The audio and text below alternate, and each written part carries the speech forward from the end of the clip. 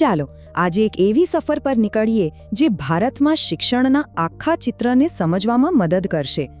આ વાત છે વિશેષ જરૂરિયાતવાળા બાળકોના શિક્ષણની. અને જુઓ, આ કોઈ શુષ્ક શૈક્ષણિક વિશ્લેષણ નથી. ના, આ તો એક આખી ગાથા છે બદલાતી માનસિકતાની, નવા કાયદાઓની અને સૌથી અગત્યનું, દરેક બાળકને ભણવાનો જે હક છે એની. આપણે ઘણીવાર સાંભળીએ છીએ કે ભારતમાં સ્કૂલ એનરોલમેન્ટ લગભગ 100% થઈ ગયું છે. અને આ વાત સાંભળીને ગર્વ પણ થાય, બરાબર ને? પણ અહીં એક મોટો સવાલ ઊભો થાય છે. શું દરેક બાળક જે સ્કૂલે જાય છે એ ખરેખર કંઈક શીખી રહ્યું છે? શું ખાલી સ્કૂલમાં નામ નોંધાવી દેવાથી ગુણવત્તાયુક્ત શિક્ષણ મળી જાય? અને આ સવાલ એ બાળકો માટે તો અનેક ગણો વધુ મહત્વનો બની જાય છે જેમને શીખવા માટે થોડી અલગ મદદની જરૂર હોય. અને બસ અહીંથી જ અસલી પડકારની શરૂઆત થાય છે. જુઓ, બાળકોને સ્કૂલના દરવાજા સુધી લઈ આવવા એ તો પહેલું અને જરૂરી પગથિયું હતું. પણ સાચું કામ તો હવે શરૂ થાય છે. એ ખાતરી કરવાનું કે દરેક બાળક એની પોતાની જરૂરિયાત પ્રમાણે ક્લાસરૂમની અંદર ખરેખર કંઈક શીખી રહ્યું છે. તો આપણે જ્યારે વિશેષ જરૂરિયાતવાળા બાળકો કહીએ છીએ ત્યારે એનો અર્થ શું? જુઓ, પહેલાંના સમયમાં વિકલાંગ જેવા શબ્દો વપરાતા હતા, પણ હવે આપણે દિવ્યાંગ જેવો વધુ સન્માનજનક શબ્દ વાપરીએ છીએ. પણ વ્યાખ્યાની રીતે જોઈએ તો આ એવા બાળકો છે જેમની શીખવાની રીત બીજા બાળકો કરતાં એટલી અલગ હોય છે કે તેમને ભણાવવા માટે ખાસ પદ્ધતિ, ખાસ સાધનો કે ખાસ સેવાઓની જરૂર પડે છે. એમના માટે એક અલગ અને સહાનુભૂતિભર્યો અભિગમ જોઈએ. આ આખા વિષયમાં સૌથી રસપ્રદ બાબત કઈ છે ખબર છે? શિક્ષણ પ્રત્યે આપણા સમાજનો દૃષ્ટિકોણ કેવી રીતે બદલાયો એ જોવાની. આ કોઈ નાનો સૂનો ફેરફાર નથી. આ એક આખી ક્રાંતિ છે, વિચારસરણીની ક્રાંતિ. ચાલો આ સફરને આપણે 4 મુખ્ય તબક્કામાં વહેંચીને સમજીએ. સૌથી પહેલો તબક્કો હતો બાકાતનો, એટલે કે એક્સક્લુઝન. દુર્ભાગ્યે એ સમયે સમાજમાં એવી માન્યતા હતી કે દિવ્યાંગ બાળકો કંઈ શીખી જ ન શકે, અને આ જ કારણસર તેમને શિક્ષણ વ્યવસ્થામાંથી સંપૂર્ણપણે બાકાત રાખવામાં આવતા. જાણે કે એમનું કોઈ અસ્તિત્વ જ નહોતું. એમના અધિકારોની તો વાત જ ક્યાં કરવી. પછી સમય થોડો બદલાયો, વિચારસરણીમાં સુધારો આવ્યો અને બીજો તબક્કો શરૂ થયો, અલગતાનો, એટલે કે સેગ્રીગેશન. આ બાળકો માટે અલગ વિશેષ શાળાઓ ખોલવામાં આવી. હવે આ એક રીતે તો સારું પગલું હતું, કારણ કે એમના માટે શિક્ષણના દરવાજા તો ખુલ્યા. પણ એની એક નકારાત્મક અસર એ થઈ કે આ બાળકો મુખ્ય સમાજ અને બીજા બાળકોથી સાવ અલગ પડી ગયા. એના પછી આવ્યો ત્રીજો તબક્કો, એકીકરણનો, એટલે કે ઇન્ટિગ્રેશન. હવે દિવ્યાંગ બાળકોને સામાન્ય શાળાઓમાં પ્રવેશ આપવાની શરૂઆત થઈ, જે પોતે એક બહુ મોટી વાત હતી. પણ અહીં એક મોટો પડકાર હતો. શાળા તો એની એ જ રહી, એની ભણાવવાની પદ્ધતિ પણ એની એ જ. અપેક્ષા એ રાખવામાં આવી કે બાળક સિસ્ટમ પ્રમાણે પોતાને બદલે. સિસ્ટમે બાળક માટે બદલાવાની જરૂર નથી. બધો ભાર બાળક પર આવી ગયો. અને આ બધું આપણને લઈ આવે છે આજના આદર્શ લક્ષ્ય પર. ચોથો અને સૌથી મહત્વનો તબક્કો, સમાવેશન, એટલે કે ઇન્ક્લુઝન. અહીં આખી વાત જ પલટાઈ જાય છે. હવે બાળક સિસ્ટમમાં ફિટ થવા માટે મથામણ નથી કરતું, પણ સિસ્ટમ પોતે જ દરેક બાળકની જરૂરિયાતને પહોંચી વળવા માટે બદલાય છે, લવચીક બને છે.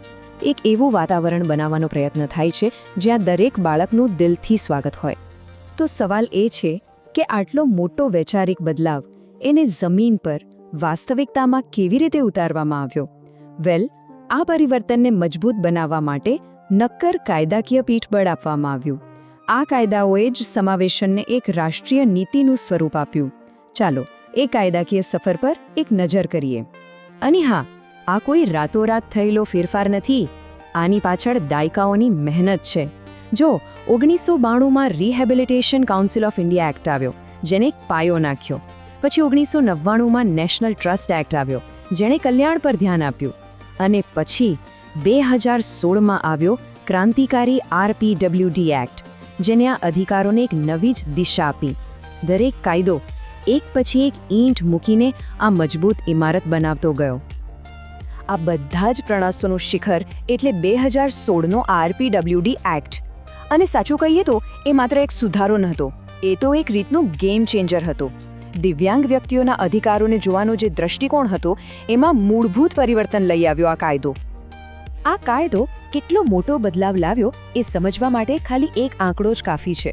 આ કાયદા પહેલા માત્ર 7 પ્રકારની દિવ્યાંગતાને જ સત્તાવાર રીતે માન્યતા મળતી હતી, પણ આ કાયદાએ એ સંખ્યા વધારીને સીધી 21 કરી દીધી.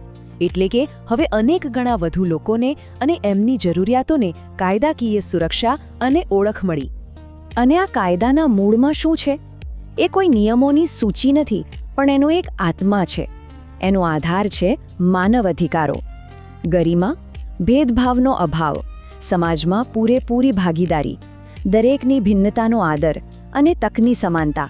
આ બધા સિદ્ધાંતો આ કાયદાના કેન્દ્રમાં છે.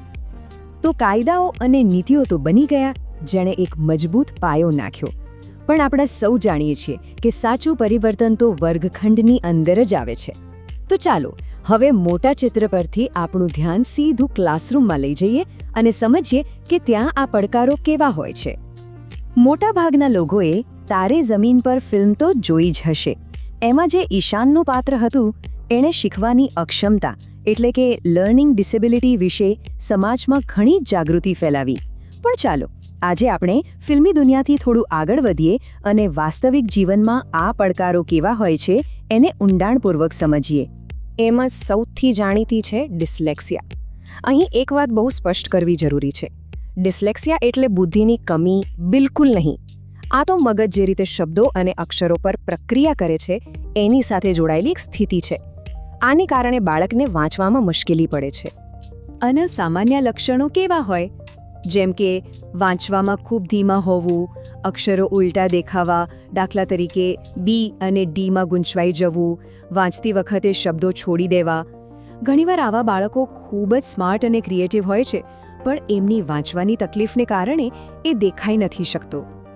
હવે જેમ ડિસ્લેક્સિયા વાંચન સાથે જોડાયેલું છે, એવી જ રીતે ડિસ્કેલ્ક્યુલિયા ગણિત સાથે જોડાયેલું છે. તમે એને એક રીતે નંબર્સનો ડિસ્લેક્સિયા પણ કહી શકો. આ તકલીફ ધરાવતા લોકોને સંખ્યાઓ, ગણતરી અને ગણિતના તર્કને સમજવામાં ખૂબ સંઘર્ષ કરવો પડે છે. આના ચિહ્ન કેવા હોઈ શકે? જેમ કે ગણિતના સિમ્બોલ્સ એટલે કે પ્લસ અને મલ્ટીપ્લાયના નિશાનમાં કન્ફ્યુઝ થવું, નંબર્સને ઉલટા લખી દેવા જેમ કે 21ને બદલે 13 લખી નાખવું, કે પછી સમય, ગતિ, અંતર જેવા કોન્સેપ્ટ સમજવામાં મુશ્કેલી પડવી. અને ત્રીજી સામાન્ય તકલીફ છે ડિસ્ગ્રાફિયા. આ સીધી રીતે લેખન સાથે જોડાયેલી છે. આમાં કેવું હોય કે બાળકના મનમાં વિચારો તો બહુ સરસ હોય, પણ એ વિચારોને કાગળ પર ઉતારવામાં, સાચી જોડણી સાથે લખવામાં અને સારા અક્ષરો કાઢવામાં એમને માટે એક મોટો સંઘર્ષ હોય છે. આના સામાન્ય ચિહ્નો છે: પેન પકડવામાં તકલીફ પડવી, ખૂબ જ ધીમું અથવા ગડબડિયું લખાણ, શબ્દો વચ્ચે જગ્યા છોડવામાં અસંગતતા, અને ઘણીવાર એવું જોવા મળે કે તેઓ બોલીને પોતાની વાત બહુ સારી રીતે રજૂ કરી શકે, પણ લખતી વખતે એ જ વાત વ્યક્ત કરવામાં મુશ્કેલી અનુભવે. તો આને ટૂંકમાં યાદ રાખવું હોય તો ડિસ્લેક્સિયા એટલે વાંચવાની તકલીફ, ડિસ્કેલ્ક્યુલિયા એટલે ગણિતની તકલીફ અને ડિસ્ગ્રાફિયા એટલે લખવાની તકલીફ. અને ફરીથી યાદ કરાવી દો, આમાંથી એક પણનો સંબંધ બુદ્ધિ ઓછી હોવા સાથે નથી, પણ મગજ માહિતીને કેવી રીતે પ્રોસેસ કરે છે એની સાથે છે. તો આપણે બાકાતથી શરૂ કરીને સમાવેશન સુધીની આખી સફર જોઈ, એને ટેકો આપતા કાયદાઓ સમજ્યા અને ક્લાસરૂમની અંદરના કેટલાક પડકારો પર પણ નજર નાખી. પણ સાચી વાત એ છે કે આટલું જ પૂરતું નથી. સાચા અર્થમાં સમાવેશી બનવા માટે આપણે કાયદા અને વર્ગખંડથી પણ આગળ વિચારવાની જરૂર છે. અને છેલ્લે એક વિચારવા જેવી વાત: કાયદાઓ રસ્તો બનાવી શકે છે, દરવાજા ખોલી શકે છે, પણ એ દરવાજાની અંદર એક પ્રેમભર્યું, સહાનુભૂતિવાળું અને સ્વીકૃતિવાળું વાતાવરણ બનાવવાનું કામ તો લોકોનું છે, આપણું છે. તો એક સમાજ તરીકે, એક શિક્ષક તરીકે, એક માતાપિતા તરીકે કે પછી એક સામાન્ય નાગરિક તરીકે એક એવો સમાજ બનાવવા માટે આપણી શું ભૂમિકા હોઈ શકે, જ્યાં દરેક બાળકને એવું લાગે કે હા, આ જગ્યા મારા માટે પણ છે. આ સવાલ સાથે સૌને વિચારતા મૂકીએ.